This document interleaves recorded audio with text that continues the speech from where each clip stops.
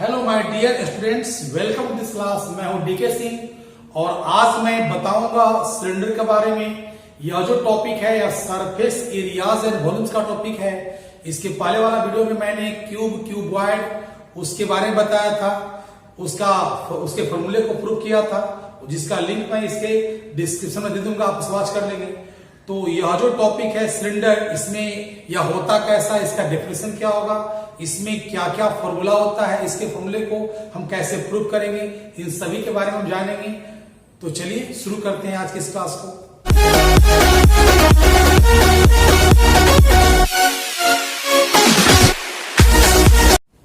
तो सिलेंडर, सबसे पहले हम जानेंगे सिलेंडर होता क्या है। तो ध्यान दीजिएगा, कहता है क्या कि the object having circular bases and curved surface is known as cylindrical solid। जिस सॉलिड का अगर बेस सर्कुलर हो और जिसका सरफेस कैसा हो, कर्व हो, तो वह कहलाता है सिलिंड्रिकल। जैसे एग्जांपल में क्या, मेरे हाथ में जो स्केच है वो आपका पाइप होता है, वह कैसा होता है, सिलिंड्रिकल होता है। ट्यूब जो होता है, ट्यूब वह कैसा होता है, सिलिंड्रिकल होता है। अब देख लीजिए यह कैसे बना। कोई भी अगर ऑब्जेक्ट और डायरेक्ट तो सिलेंडर हुआ नहीं होगा, पहले क्या होगा कि पहले कोई रेक्टेंगल शीट होगा। अगर यह रेक्टेंगुलर शीट है, इसका लेंथ हो गया, ब्रेथ हो गया। अगर इसके दोनों एज को इसको हम आपस से ज्वाइन करते हैं इस टाइप से, तो यह क्या बन जाएगा, यह ऐसा बन जाएगा।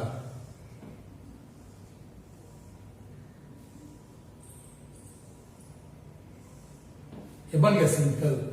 कहने का मतलब हुआ कि अगर देखिए, अगर एक कॉपी दिया हुआ है, अगर इस कॉपी को हम ऐसे अगर हम ज्वाइन करते हैं तो या रोल करेंगे, अगर यह क्या बन जाएगा, बन जाएगा सिलिंड्रिकल बन जाएगा। यानी क्या बन जाएगा, आपका सिलिंड्रिकल बन जाएगा।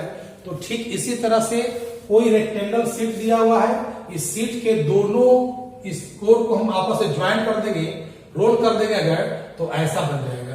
तो सिलेंडर का डेफिनेशन बहुत सिंपल है, क्या कि the solid having curve surface and circular bases is known as cylindrical solid. यानी कि यह जो सॉलिड है इसका बेस कैसा है, सर्कुलर है, और इसका जो फेस सरफेस कैसा है, इसका है कर्व सरफेस है ना। एक क्या है, बोर्ड हो गया आपका प्लेन सरफेस हो गया, और ये क्या हो गया आपका कर्व सरफेस हो गया। जैसे कि इसका सरफेस कैसा है, कर्व है। तो जिस सॉलिड का सर्कुलर बेस हो, कर्व सरफेस हो, वह कहलाएगा सिलिंड्रिकल सॉलिड कहलाएगा।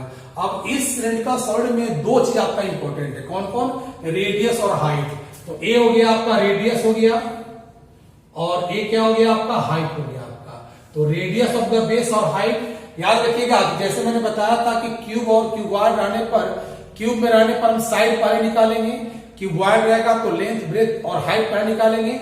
ठीक उसी तरह से अगर आपके पास सिलेंडर का कोई भी क्वेश्चन रहेगा अगर, तो सबसे पहले आपको रेडियस और हाइट निकालना है। अगर आपके पास रेडियस और हाइट है तो हर क्वेश्चन क्या होगा, आपको आसान पड़ेगा।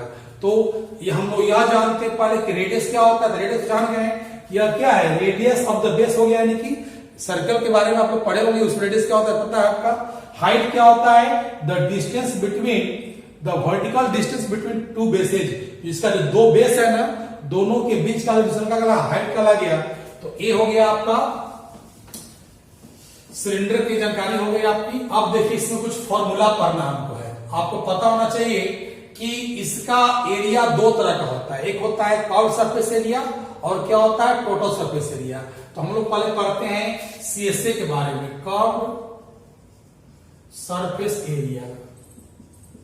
तो ए क्या होता है, शॉर्ट में कहते हैं CSA बोलते हैं हम लोग, ठीक है ना। तो इसका एरिया होता है 2πRH। आप जानना चाहेंगे कि 2πRH कैसे आता है। अब देखिए यहां पर ये क्या है, ये आपका रेक्टेंगुलर शीट है जिसका लेंथ दिया हुआ है, ब्रेथ दिया हुआ है। अगर इस दोनों एज को आपस में हम ज्वाइन कर देंगे, रोल कर देंगे, तो ऐसा बन जाता है। और कर्व का मीनिंग मैंने पहले बता रखा आपको। कर्व सरफेस का मतलब होता है कि जब बेस के एरिया को अगर हम छोड़ देते हैं, ज्वाइन नहीं करते उसमें, तो वह कहलाता है कर्व कहलाता है। जैसे कि अगर इन दोनों बेस के एरिया को हम इसको छोड़ देंगे, अगर यानी यहां से यहां तक का एरिया निकालेंगे ना, तो वह कहलाएगा कर्व कहलाएगा। तो यहाँ जो ये जो पार्ट है इसको हम ज्वाइंट किए तब बन गया। कहने का मतलब हुआ कि देखिए मेरे पास एक कॉपी है, अभी क्या है, ये रेक्टेंगल है। अगर इसको हम ज्वाइन करते, इस टाइप से ज्वाइन करते हैं, तो इस टाइप से जब ज्वाइन करेंगे हम लोग, तो ई पार्ट क्या, ई हो गया कर्व आपका हो गया। ये क्या हो गया, यहां से यहां तक का जो एरिया होगा ना, कर्व एरिया हो जाएगा। और जब दोनों बेस एरिया उसमें ऐड कर देंगे तो टोटल कहलाएगा आपका। तो इसका एरिया का होता है 2πr(h). कैसे आता है, अब देखिए जब यह इस रूप में था तो एरिया क्या हो गया, L × B हो गया। लेकिन जब उसको ऐसे अगर गाइड में करते हैं हम लोग, अगर हम इसको ऐसे कर देंगे, अगर इस टाइप से कर देंगे तो एरिया क्या उसका थोड़े ही चल जाएगा, तो एरिया तो इसी रह जाएगा उसका। तो कहने का मतलब हुआ कि LB इसका एरिया हो जाएगा रेक्टेंगल का। लेकिन जब इसको ज्वाइंट करेंगे तो इसका जो B है ना, वो क्या हो गया, इसका हाइट बन जाएगा, H बन गया। और जो L पार्ट है वो ऐसे नीचे में घूम गया है बोला, कि जो ज्वाइंट करने पर जो लेंथ इसका है वो क्या बन गया, सरकमफेरेंस ऑफ द बेस बन गया। यानी क्या हो गया, 2πr हो गया उसका। तो क्या निकल गया, 2πrh। समझ में आया आपको।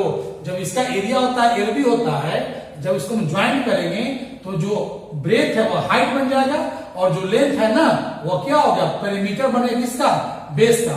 तो क्या होता है सरकमफेरेंस का 2πr, यानी क्या बन गया उसका 2πrh बन गया। और जब मेरे पास अगर शेष दिया रहेगा और आपको हाइट निकालना रहेगा, तो कैसे निकालोगे, इस निकालोगे आप, निकालोगे CSA अपॉन 2πr निकालोगे। अब अगर आपको निकालना रहेगा, रेडियस निकालना रहेगा, तब क्या हो जाएगा आपको, ये हो जाएगा CSA अपॉन 2πh हो जाएगा। तो एक फॉर्मूला, मेन फॉर्मूला आपका ये हो गया, और एक क्या है आपका, डिराइव्ड है। अब देख लीजिए, अगर आपको निकालना रहेगा TSA निकालना रहेगा, तो कैसे निकालेंगे TSA। TSA का मतलब क्या होता है, टोटल सरफेस एरिया। अब ध्यान दीजिए कि CSA का एरिया होता है 2πrh होता है, ठीक है ना। और दोनों बेस का एरिया उसमें हम ऐड कर देंगे। तो बेस कैसा है, सर्कुलर है, तो सर्कुलर का बेस क्या होता है बताओ, πr² होता है। तो यहाँ पर दो सर्कल बन रहा है, तो क्या हो जाएगा 2πr²।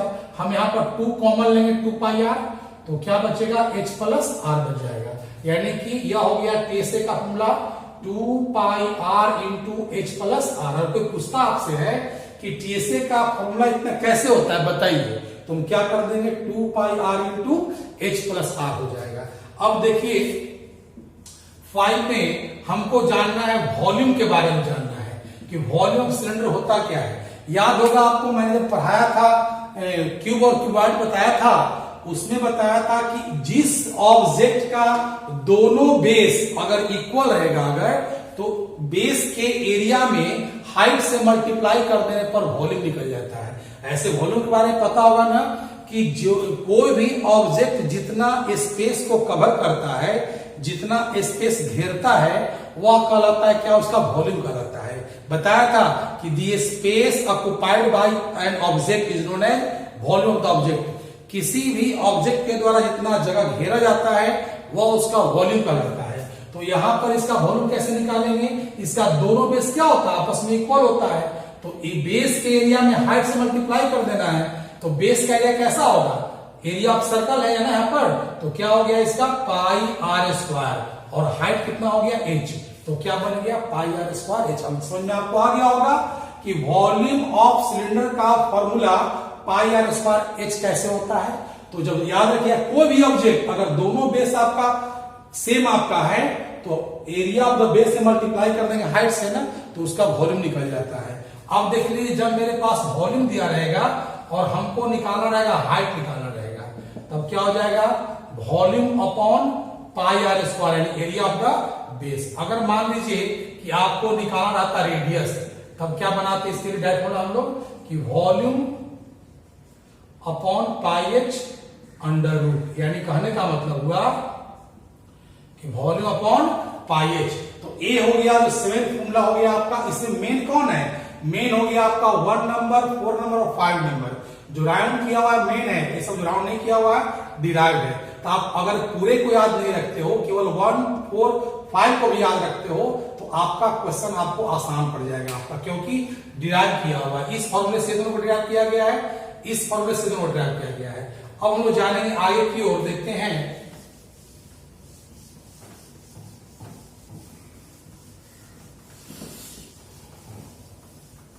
अब जानिए हम लोग हॉलो सिलेंडर क्या होता है। हॉलो सिलेंडर, हॉलो सिलेंडर का मतलब होता है आपका खोखला सिलेंडर का हिंदी होता है बेलन, ठीक है ना, खोखला बेलन कह सकते हैं सुन लो। तो इसका एग्जांपल क्या, पाइप होता है ना, पाइप को क्या होता है, हॉलो होता है।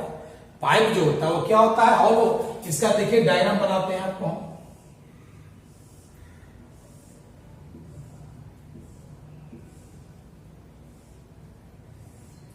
ये क्या है आपका, हॉलो हो गया आपका।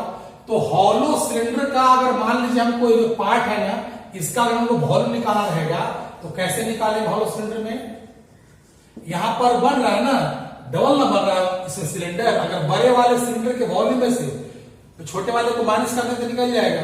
तो बड़े वाले का हो जाएगा पाई बड़ा R square H minus pi छोटा आर स्क्वायर एच। हम कॉमन लेंगे यहां पर पाई एच, तो क्या बन जाएगा, R square minus R square बन जाएगा। यानी कि याद रखिएगा कि वॉल्यूम ऑफ हॉलो सिलेंडर में क्या चल रहेगा, वॉल्यूम में क्या बनेगा, pi H into R square minus R square. यानी कि जो हॉलो सिलेंडर में यहां पर कोई कहता है कि कोई पाइप दिया हुआ है, उस पाइप में जितना मेटल लगा हुआ है उस मेटल का वॉल्यूम क्या होगा, तो हम उस जगह पर इस फॉर्मूले का हम लोग यूज करेंगे, ठीक है ना।